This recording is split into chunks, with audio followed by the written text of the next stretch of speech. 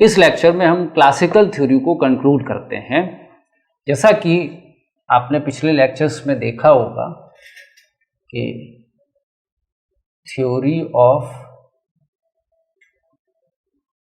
Employment, sales law of market और classical theory, तो हमने बताया था कि ये तीनों में बेसिकली एक ही पार्ट्स हैं। और अगर इसको समराइज हम कर दें, जिसको कहें कि classical theory at a glance, तो ये कुछ इनपुट्स यहाँ से, कुछ इनपुट्स यहाँ से, और मिला के ये आपका क्लासिकल थ्योरी हम एट ए ग्लांस कह सकते हैं। क्लासिकल पोस्टुलेट शुरू होता है एजम्पशंस के साथ, फुल एम्प्लॉयमेंट के साथ, कि अर्थव्यवस्था में क्या है, फुल एम्प्लॉयमेंट है। तो देखिए बाकी पिछले लेक्चर्स में हम लोग डिटेल कर चुके हैं, हम यहाँ पे बिल्कुल समराइज कर रहे हैं। कह रहे हैं कि Q is a function of K, L and T।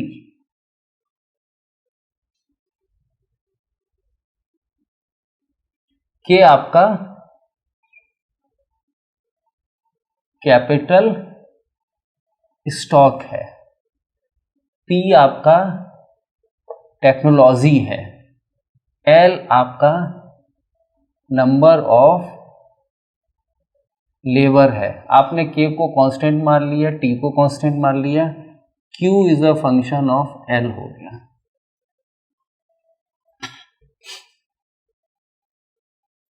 Number of labours.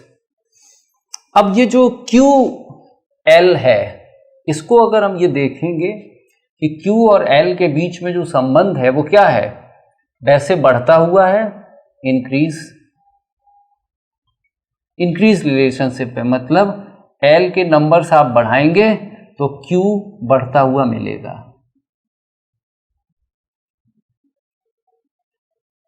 लेकिन ऐसा हमेशा नहीं होगा, एक सीमा तक। यानी ये जो संबंध है कि नंबर ऑफ लेबर्स हमने बढ़ा दिए, उससे हमें आउटपुट मिल गया, इसमें शर्त क्या है, एक सीमा तक, एक लिमिट तक। इस लिमिट के बाद क्या होगा, जब अन्य उत्पादन के साधन अगर स्थिर हैं, ऐसी स्थिति में क्या होगा कि जब हम नंबर्स ऑफ लेबर्स बढ़ाएंगे तो जो लेबर्स से क्या मिलेगा,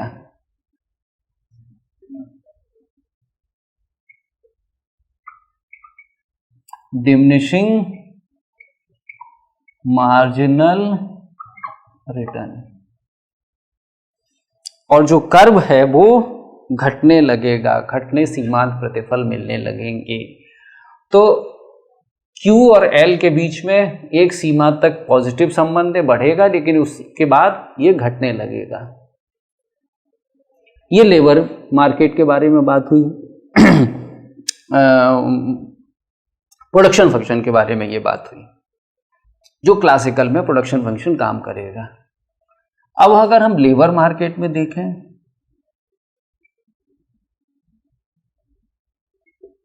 तो लेबर मार्केट में हमने देखा कि DL is equal to SL, श्रम की मांग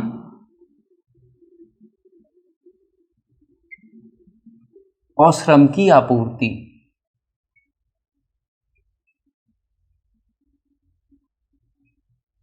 ये दोनों बराबर हैं। ये दोनों कैसे बराबर हैं, DL is a function of W upon P and SL is a function of W upon P। ये W अपॉन P क्या है, वास्तविक मजदूरी। और क्लासिकल में हमने पढ़ा था कि मौद्रिक मजदूरी और वास्तविक मजदूरी बराबर है, समानुपातिक है। लेकिन देखिए DL यानी श्रम की मांग, ये भी फंक्शन है W अपॉन P का, और श्रम की आपूर्ति ये भी फंक्शन है W अपॉन P का। लेकिन फिर आप ये देखेंगे कि ये जो संबंध है ये कैसा है, निगेटिव संबंध है, और ये जो संबंध है वो पॉजिटिव संबंध है। यानी जब W/P बढ़ेगा तो श्रम की आपूर्ति बढ़ेगी, जब W/P घटेगा तो श्रम की आपूर्ति घटेगी। धनात्मक संबंध है, दोनों एक ही दिशा में आगे बढ़ेंगी। ये ध्यान दीजिए कि जब मजदूरी दर में वृद्धि होगी तो श्रम की आपूर्ति में भी वृद्धि होगी, जब मजदूरी दर में कमी होगी तो श्रम की आपूर्ति में भी कमी होगी। धनात्मक संबंध है, दोनों एक ही दिशा में चलेंगे। सिंपल तरीके से आप फिर से समझ सकते हैं कि जब मजदूरी दर बढ़ती हुई श्रमिकों को मिलेगी तो श्रमिक ज़्यादा से ज़्यादा आपूर्ति करेंगे, ज़्यादा से ज़्यादा श्रमिक काम मांगने के लिए आएंगे, क्योंकि मजदूरी दर बढ़ गई। जो ही मजदूरी दर कम होगी श्रमिक काम छोड़ने लगेंगे, कम श्रमिक आएंगे काम की तलाश में, काम की आपूर्ति करने के लिए। दूसरा देखें कि जो श्रम की मांग है और जो W/P है, इनके बीच में क्या संबंध है? इनके बीच में ऋणात्मक संबंध है। जब मजदूरी कम होगी तो श्रम की मांग ज्यादा होगी। जो एम्प्लॉयर है वो ये सोचेगा कि कम मजदूरी हमको देनी पड़ रही तो वो श्रम की मांग ज्यादा करेगा, और जब मजदूरी दर ये बढ़ने लगेगी तो वह श्रम की मांग कम करने लगेगा। क्यों? क्योंकि एम्प्लॉयर हमेशा ये सोचेगा कि हमको कम से कम मजदूरी देनी पड़े और हमें ज़्यादा से ज़्यादा आउटपुट मिले। तो श्रम मार्केट में ये जो संबंध है वो DL=SL, ये दोनों ही W/P का फंक्शन है, लेकिन एक निगेटिव फंक्शन है, एक पॉजिटिव फंक्शन है। और हम लोगों ने पढ़ा है कि जो DL=SL है, इसमें फुल एम्प्लॉयमेंट की जो प्राप्ति होती है वो किस आधार पर होती है? जो W/P का निर्धारण होता है ये किस आधार पर होगा?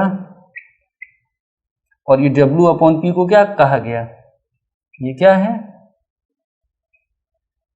फ्लेक्सिबल है, परिवर्तनशील है। इसी से demand for labour and supply of labour दोनों बराबर हो जाएगी। फिर आता है दूसरा, ये प्रोडक्शन फंक्शन की बात हो गई आपकी। दूसरा हो गया आपका लेबर मार्केट, और तीसरा हो गया आपका कमोडिटी मार्केट। कमोडिटी मार्केट में हमने देखा कि I और S या aggregate demand aggregate supply with the help of किसका फंक्शन है? ब्याज की दर का फलन है। यानी ब्याज की दर के माध्यम से निवेश की दर बचत की दर के बराबर हो जाती है। और जैसा कि वो पहले ही कह चुके हैं कि क्लासिकल प्रिंसिपल में फुल एम्प्लॉयमेंट हमेशा रहता है। तो देखिए, चाहे हम किसी की भी बात कर रहे हैं, यही इनकी मेन एजम्पशंस हैं। अक्सर इस पे ऑब्जेक्टिव सवाल पूछ लिए जाते हैं, और जब आप एक साथ इसको पढ़ते हैं तो आप अलग अलग चीज़ें नहीं कर पाते। लेकिन देखिए, हमने अलग अलग से स्टार्ट किया, एक एक मार्केट को देखा, और हर मार्केट में देखिए फुल एम्प्लॉयमेंट की बात आ रही है। और अल्टीमेटली पूरा जो इकोनॉमिक सिस्टम है, जो पूरा क्लासिकल जो थ्योरी है, जिस पर 1800 से 1930 के बीच में अर्थव्यवस्थाएं काम करती रहीं, उसमें देखिए अलग अलग मार्केट में फुल एम्प्लॉयमेंट होता है और पूरी अर्थव्यवस्था में पूर्ण रोजगार स्थापित हो जाता है। तो वो चाहे प्रोडक्शन फंक्शन में हमने देखा, फिर हमने लेबर मार्केट में देखा, हमने कमोडिटी मार्केट में भी ब्याज की दर के माध्यम से I को S के बराबर कर दिया। चौथा हम देखें मनी मार्केट। मनी मार्केट में क्वांटिटी थ्योरी ऑफ मनी का सहारा लिया गया, और उन्होंने कहा कि MB = PT। MB क्या है आपका? ये मनी डिमांड है, ये है मुद्रा की मांग, और PT है मुद्रा की आपूर्ति। यानी MB = PT में अगर हम देखें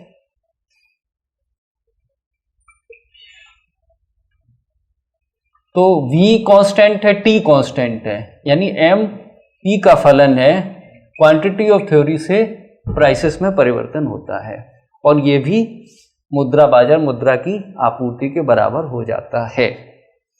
तो इस तरीके से क्लासिकल रोजगार का जो क्लासिकल का सिद्धांत है, जिसमें हमने देखा कि फुल एम्प्लॉयमेंट इसका जो मेन एजम्पशंस है।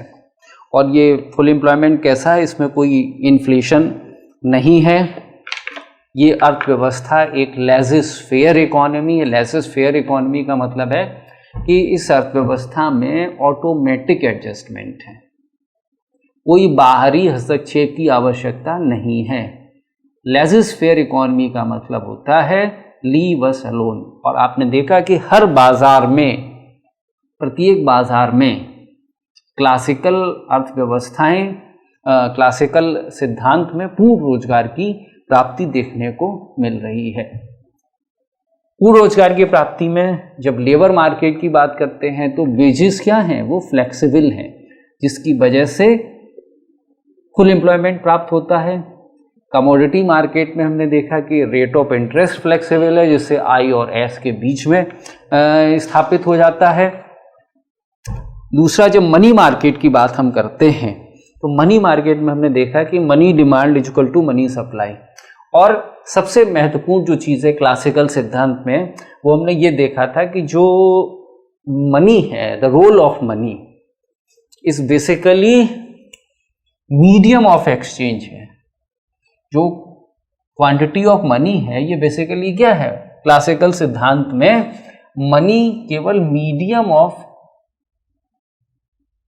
एक्सचेंज है।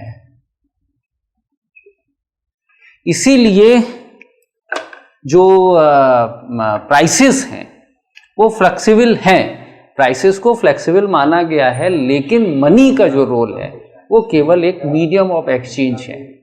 मनी का और कोई दूसरा रोल नहीं है।